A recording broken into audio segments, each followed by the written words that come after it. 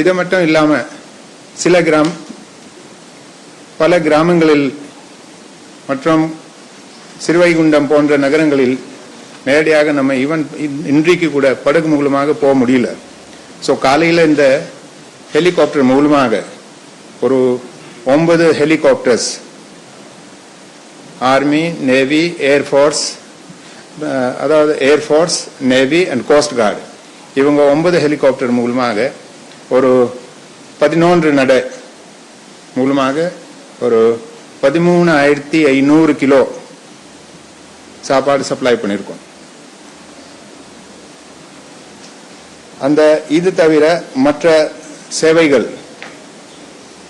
அதை விரைவில் சரி செய்யணும். எந்தெந்த பகுதியில் தண்ணி வடிஞ்சிச்சு அந்தந்த பகுதியில் அந்த சேவைகள் சரி செய்யணும்.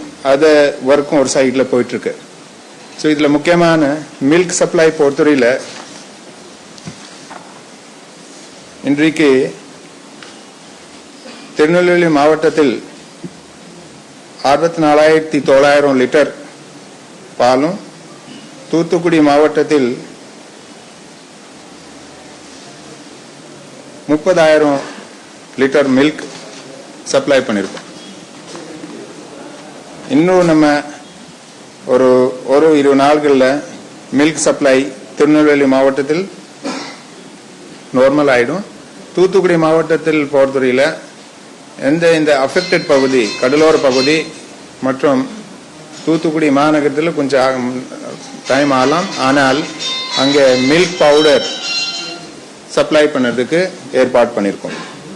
இதுவரை மற்ற மாவட்டங்களில் இருந்து ஒரு 46 லோரிகள், அதில் அத்தியாவசிய பொருள்கள், சாப்பாடு பொருள்கள், குடிநீர் பாட்டில்கள் போன்ற பொருள்கள் நம்ம சப்ளை பண்ணியிருக்கோம் தூத்துக்குடி, குறிப்பாக தூத்துக்குடி மாவட்டத்துக்கு. மின்சாரம் பொறுத்தவரையில் தென்காசி மாவட்டம் மற்றும் கன்னியாகுமரி மாவட்டத்தில் மின்சாரம் சப்ளை முழுதாக 100% நார்மலைஸ் ஆயிடுச்சு. ஆனால் இந்த 2 மாவட்டங்களில், அதாவது தூத்துக்குடி மற்றும் திருநெல்வேலி மாவட்டத்தில் இன்னும் பல பகுதியில் மின்சாரம் சப்ளை பண்ண வேண்டிய இருக்கு.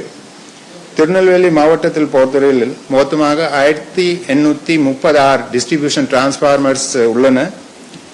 அதில் 215 டிரான்ஸ்பார்மர் மூலமாக சப்ளை கொடுக்க வேண்டிய இருக்கு. ஸோ திருநெல்வேலி மாவட்ட பொறுத்தவரையில் 18% டிரான்ஸ்பார்மர்ஸ்ல பவர் சப்ளை ரெஸ்டோர் ஆயிடுச்சு. ஸோ ஒரு 18% பவர் சப்ளை ரெஸ்டோர் ஆயிடுச்சு திருநெல்வேலி மாவட்ட பொறுத்தவரையில். அதாவது காலையில் இந்த இதுவரை 48 டிஸ்ட்ரிபியூஷன் டிரான்ஸ்பார்மர் கூடுதலாக அங்கே சரி பண்ணியிருக்கோம் திருநெல்வேலி மாவட்டத்தில்.